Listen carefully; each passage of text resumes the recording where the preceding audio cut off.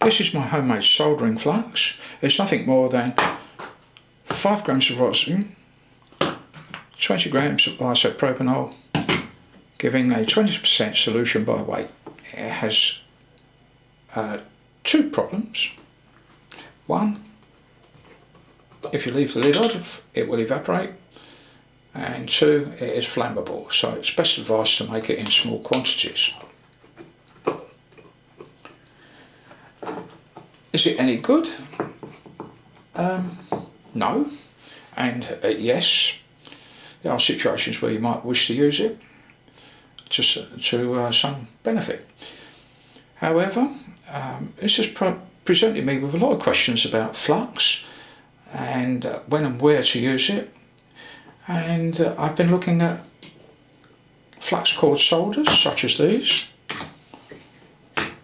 and paste solders, purely from the home electronics hobbyist point of view, and the results have been somewhat interesting to me.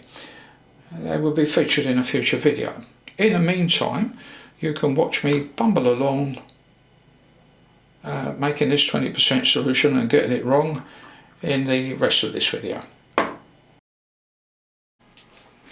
I gave it a quick clean up. I originally bought this from a school. I was upgrading their equipment. It was a bit grubby then, and obviously from having quite a lot of use. However, I'm now going to get on and do what I set out to do with this thing, which was to make some flux. I've just weighed out 20 grams of isopropanol. I'm now going to add 4 grams of rosin to that to make a solution that's got a 20% solution by weight as opposed to by volume. We'll see how this goes and we'll take it from there, one step at a time. I'm thinking to try a 5% solution later, but I just want to see how this works first.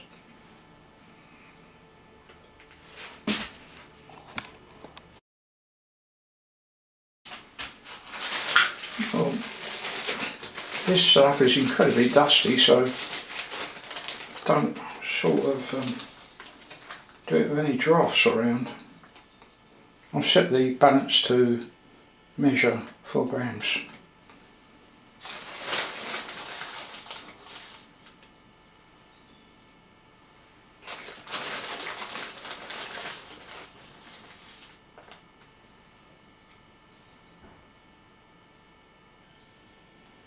It's a smidge too much.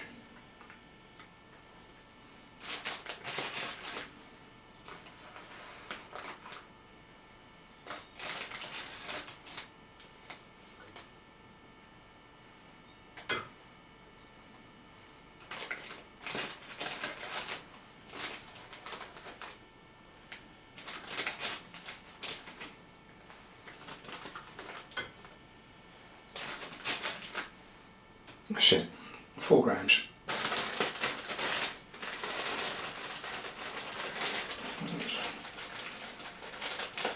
I should keep this a better bag than this. This could split and be a disaster.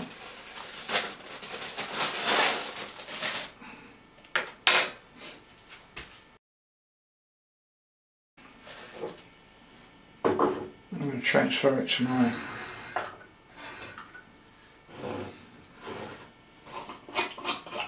little jar.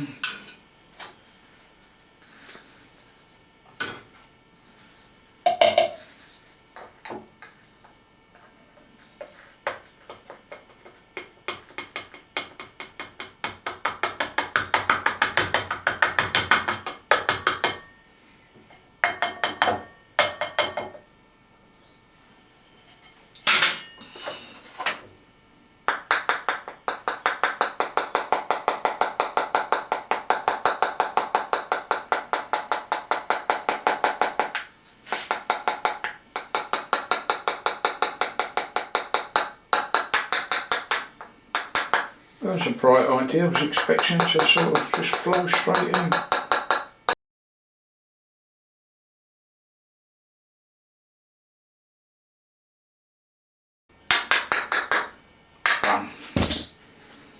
Right, now, because it's a powder, it's going to dissolve a lot quicker than breaking off bits of solid rosin. And I'll just give that a swirl around. It's still solid, I can still see solids in there, and in fact it's gone sort of solid, so bang goes that idea. There's a little bit of debris in it too, but that's not going to cause any problems. Yes, so moral there is that as you're tapping it in to keep the isopropanol on the move, and it wouldn't clump together like it has in here. Let's see if I haven't got a little vibrating table or anything to do that with. Right, it seems to be dissolving. I keep on giving it a swirl round occasionally, every so often, to see what happens. Now, the reason for making my own flux is that I'm fed up buying expensive fluxes. I'm fed up knocking bottles of it over and costing me lots of money. And it's nothing more, in my opinion, than a bit of rosin and some isopropanol.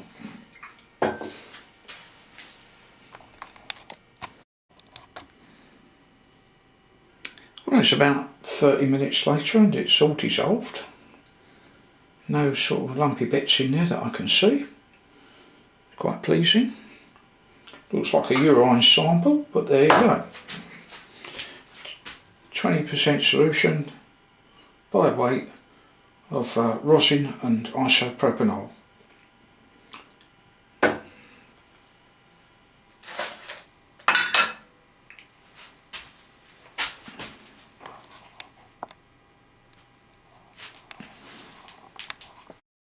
Just about to drop off to sleep last night, and I realised that I put 4 grams into 20 grams. And that doesn't equate to 20% solution. I need another gram of rosin powder. It gave me kittens all night. I couldn't sleep and it drove me absolutely nuts.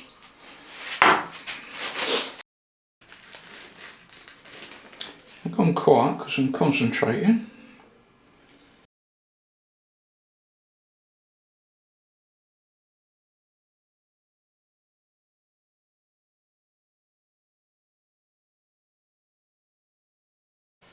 Well, there's my 20% solution. If I had another little jar, I would make a different ratio. And my next one that I want to make is a 5% solution. I'm going to use some of this to do that.